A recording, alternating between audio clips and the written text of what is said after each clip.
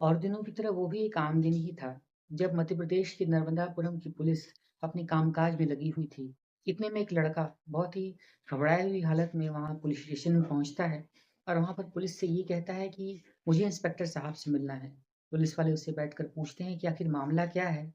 तो वो ये कहता है कि उसे प्यार में धोखा मिला है।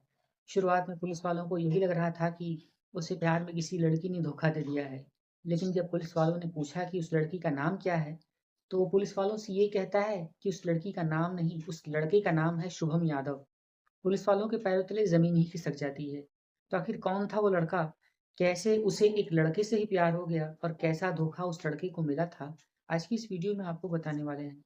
बहुत-बहुत स्वागत करते हैं आपका आपके चैनल सच्ची घटना पर।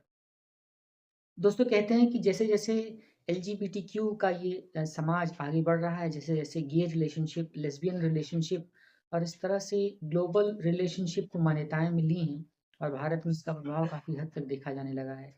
दरअसल आज का एक ऐसा ही ताज़ा मामला मध्य प्रदेश के नर्मदापुरम से निकल कर सामने आया है। दरअसल हुआ यूँ कि इस थाने में एक व्यक्ति पहुँचता है जिसकी उम्र करीब 27-28 साल के आस-पास है।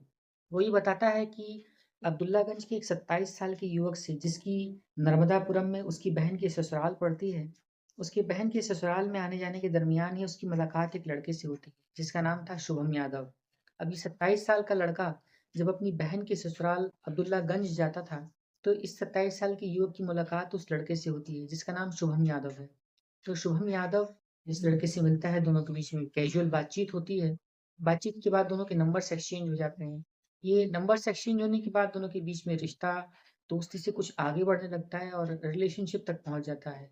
अब ये दोनों एक-दूसरे के साथ प्यार करने लगते हैं, दोनों के बीच बराबर जिस्मानी ताल्लुकात भी बनना शुरू हो जाते हैं और कहानी कुछ और ही मोड़ लेने लगती है, जिसे समाज में गे रिलेशनशिप के नाम से जाना जाता है। दोस्तों बात कर रहे हैं साल 2021-2022 की, जब इन दोनों का प्यार पूरी शिद्दत से परवान चढ़ रहा था। दोनों एक-दूसरे के बिना रह भी नहीं सकते थे। फिर इसी बीच अचानक कुछ ऐसा मोड़ होता है कि दोनों ने एक-दूसरे की शक्ल तक देखना मंज़ूर नहीं किया और रिश्ता बहुत ही जल्दी टूट गया। तो हुआ क्या? दरअसल युवक का ये कहना है कि उस युवक यानी कि शुभम यादव ने उसे बार-बार इमोशनली ब्लैकमेल किया और उसके साथ बार-बार होटल में ले जाकर, कई पर्सनल होटल से लॉज में ले जाकर उसके साथ बराबर जिस्मानी ताल्लुकात बनाए और इस तरह से जिस्मानी ताल्लुकात बनाने के दरमियान वो उसे ये समझ रहा था कि उससे प्यार करता है, दोनों के बीच में प्यार है। लेकिन ये प्यार कुछ नहीं था बल्कि वो हवस थी जो कि उसे बार-बार शुभम यादव मिसयूज़ कर रहा था। शुभम यादव ने उस युवक को अपने प्यार का भरोसा दिलाने के लिए उसके खाते में 6 साढ़े 6 लाख रुपए के आसपास की रकम भी ट्रांज़ैक्शन के थ्रू जमा कर दी। इससे भी उस युवक को लगता है कि ये मुझसे सच में प्यार करता है और शुभम यादव ने उसे इस तरह से इंस्पायर्ड कर दिया कि ये युवक अपना सेक्स चेंज करने के लिए तैयार हो जाता है। फिर इस युवक ने ये बताया कि 18 नवंबर को ही उस युवक शुभम यादव ने इसे एक खजराना की प्राइवेट हॉस्पिटल में ले जाकर के उसका सेक्स चेंज करने के संबंध में डॉक्टरों से बातचीत की और वहाँ पर उसका मेडिकल का ट्रीटमेंट शुरू कर दिया और उसकी सर्जरी होती है जिसमें सेक्स चेंज की सारी डिटेल्स और सारी फ़ॉर्मेलिटीज़ पूरी करी जाती हैं। जब सेक्स चेंज वाली बातें हो जाती हैं तो कुछ समय रुकने के बाद एक बार फिर से शुभम यादव इस युवक को अपने साथ लेकर दूसरे पर्सनल होटल्स में जाता है और वहाँ पर जाकर उसके साथ फिर से जिस्मानी ताल्लुकात बनाता है। दोनों के बीच जब जिस्मानी संबंध बनने लगते हैं, तो इस शारीरिक संबंध के बनने के बाद युवक इसके साथ कहता था कि अब मेरा सेक्स चेंज हो चला है, अब हमें शादी कर लेनी चाहिए। लेकिन शुभम यादव अब उसे टाल-मटोल करना शुरू कर देता है और अब शुभम यादव इस युवक के साथ बातचीत ही नहीं करना चाहता था।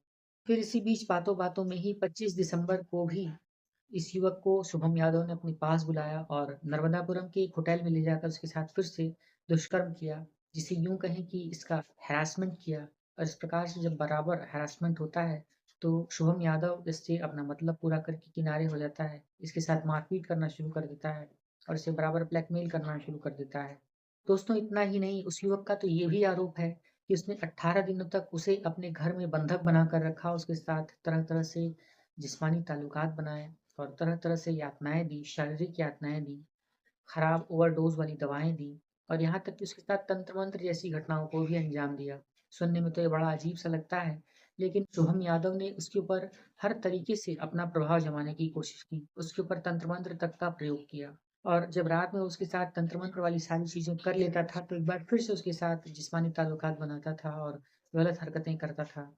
इस तरह की चीज़ों से आगे जाकर एक बार वो ये होता है कि वो युवक ने भागने की कोशिश की। जब वो उसे पकड़ लेता है तो शुभम यादव उससे कहता है कि अब दोबारा भागने की कोशिश मत करना। इधर युवक ने ये भी कहा कि शुभम ने उसे मीनाक्षी चौक के पास एक जीएनपी होटल में ले जाकर एक बार फिर से उसके साथ 4 बार गलत काम किया। तो इस तरह से बराबर गलत काम होने के कारण अब उस युवक का मेंटल प्रेशर और उसकी स्वास्थ्य खराब होने लगती है और अब वो ये सोचता है कि उसे इसका सबक सिखाना ज़रूरी हो गया है। दोस्तों, इसके बाद आगे चलकर शुभम यादव ने उस युवक के साथ मारपीट तो की ही, उसे ब्लैकमेल तो किया ही और उससे ये तक कहा कि तुम 10 लाख रुपए की रंगदारी लेकर के आओ और अगर तुम मेरे पास इस तरह से आए, दोबारा नर्मदापुरम आए, तो मैं तुम्हारे ऊपर तेल छिड़क कर तुम्हें आग लगा दूँगा और तुम्हारी ज़िंदगी खत्म कर दूँगा। मैं तुम्हारे साथ नहीं रहने वाला हूँ और ये सब कुछ सिर्फ़ एक एन्जॉयमेंट था, इससे अलावा और कुछ नहीं था।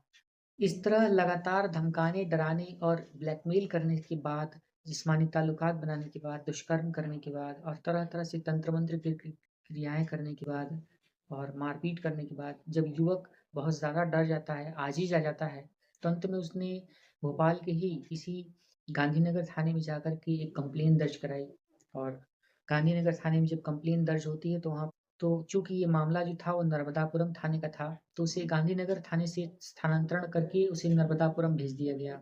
नर्मदापुरम थाना के अंतर्गत लगने वाले एसडीओपी पराग सैनी ने इस मामले को गंभीरता से लिया और ये कहा कि शुभम की गिरफ्तारी के लिए 2 पुलिस की टीमें बनाई गई हैं।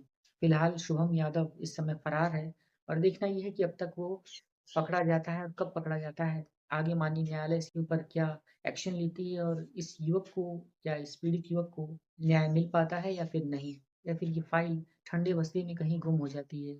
तो इस तरह से बहुत ही अजीबो-गरीब लव की ये गे रिलेशनशिप वाली स्टोरी मध्य प्रदेश के नर्मदापुरम से निकल कर के सामने आई है, जहाँ पर पीड़ित इस समय पुलिस के प्रोटेक्शन में है और आगे जो भी कार्यवाही होगी उसके बारे में हम आप सभी के साथ ज़रूर अपडेट करेंगे। तो दोस्तों, इस पूरी सच्ची घटनाक्रम को सुनाने का उद्देश्य किसी का भी दिल दुखाना या किसी को भी परेशान करना नहीं है, ना ही किसी का डिफेमिंग करने का कोई इरादा हमने इस वीडियो में प्रयास किया है, बल्कि ये एक छोटा-सा प्रयास है कि हम आपको सजग कर सकें, अलर्ट कर सकें, जागरूक कर सकें और ये बता सकें कि इतना बड़ा फैसला लेने से पहले कि अपना डायरेक्ट सेक्स ही चेंज करवा लिया जाए, ये कोई मज़ाक बात नहीं है। अगर आपके साथ कोई वास्तव में प्यार करता है, तो वो आपको उसी रूप में स्वीकार करेगा जिस रूप में आप हैं, ना कि वो आपकी सेक्स को, आपके रंग-रूप को या फिर आपकी पर्सनैलिटी को चेंज करने का प्रयास करेगा। दूसरी चीज़ ये भी है कि इस भारतीय समाज में गे रिलेशनशिप, लेस्बियन रिलेशनशिप या फिर एलजीबीटीक्यू को अब तक स्वीकार नहीं किया गया है। तो समाज में अभी भी ये एक अलग ही दृष्टि से देखा जाता है और इस तरह के जो रिश्ते होते हैं, इनका दुखद अंजाम बहुत जल्द देखने में सामने आता है। यहाँ पर मंज़िल कोई नहीं होती और बाद में समाज में एक हे दृष्टि वाली नज़र बन जाती है और समाज में एक हँसी का पात्र बनना पड़ता है। तो कमेंट करके आप अपनी राय ज़रूर बताएँ और ये बताएँ कि क्या उस पीड़ित युवक ने सही एक्शन लिया? क्या उसे इस तरह से शुभम यादव के साथ रिलेशनशिप में आना चाहिए था?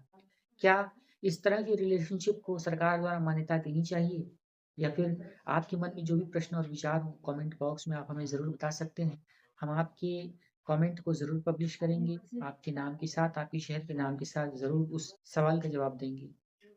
तो दोस्तों, एक नई वीडियो लेकर एक नई सच्ची घटना के साथ हम आपसे फिर मिलते हैं। तब तक के लिए आप सभी का बहुत-बहुत धन्यवाद। देश दुनिया और जुर्म की ताज़ा तरीन खबरों के लिए आप हमारे चैनल सच्ची घटना पर विजिट करें, चैनल पर बने रहें। वीडियो अगर आपने यहाँ तक देखी है तो इसे एक लाइक करते हुए हमें एक हाइप करें और सपोर्ट करें, चैनल को सब्सक्राइब करें, वीडियो पर कमेंट करें। एक नई वीडियो में आपसे फिर मिलते हैं। तब तक के लिए हमें इजाज़त दीजिए। बहुत बहुत धन्यवाद।